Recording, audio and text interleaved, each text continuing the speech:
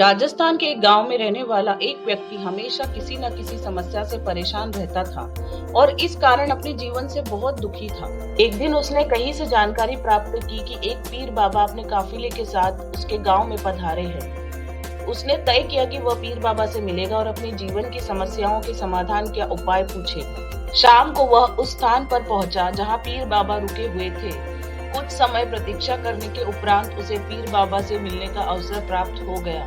वह उन्हें प्रणाम कर बोला, बाबा, मैं अपने जीवन में एक के बाद एक आ रही समस्याओं से बहुत परेशान हूँ। एक से छुटकारा मिलता नहीं कि दूसरी सामने खड़ी हो जाती है। घर की समस्या, काम की समस्या, स्वास्थ्य की समस्या, जाने कितनी समस्याएं।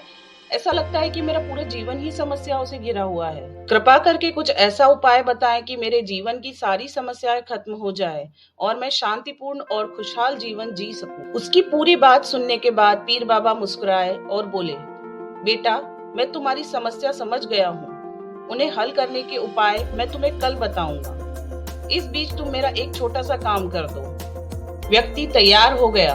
पीर बाबा बोले, बेटा, मेरे काफिले में 100 ऊंट हैं। मैं चाहता हूँ कि आज तुम रात में उनकी रखवाली करो। जब सभी 100 ऊंट बैठ जाए तब तुम सो जाना। यह कहकर पीर बाबा अपने तंबू में सोने चले गए। व्यक्ति ऊंटों की देखभाल करने चला गया। अगली सुबह पीर बाबा ने उसे बुलाकर पूछा, बेटा, तुम्हें रात को नींद तो अच्छी आई ना?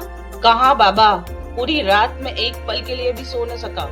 मैंने बहुत प्रयास किया कि सभी ऊंट एक साथ बैठ जाए ताकि मैं चैन से सो सकूं, किंतु मेरा प्रयास सफल न हो सका। कुछ ऊंट तो स्वतः बैठ गए, कुछ मेरे बहुत प्रयास करने पर भी नहीं बैठे। कुछ बैठ भी गए तो दूसरे ऊंट खड़े हो गए। इस तरह पूरी रात बीत गई। व्यक्ति ने उत्तर दिया। पीर बाबा मुस्कुराए और बोले, यदि मैं गलत नहीं हूं तो तुम्हारे साथ कल रात यह हुआ। कई ऊंट खुद ब खुद बैठ गए, कईयों को तुमने अपने प्रयासों से बैठाया, कई तुम्हारे बहुत प्रयासों के बाद भी नहीं बैठे। बाद में तुमने देखा कि वे उनमें से कुछ अपने आप ही बैठ गए। बिल्कुल ऐसा ही हुआ बाबा, व्यक्ति तत्परता से बोला। तब पीर बाबा ने उसे समझाते हुए कहा, क्या तुम समझ पाए कि जीवन की समस्याएं इसी तरह हैं?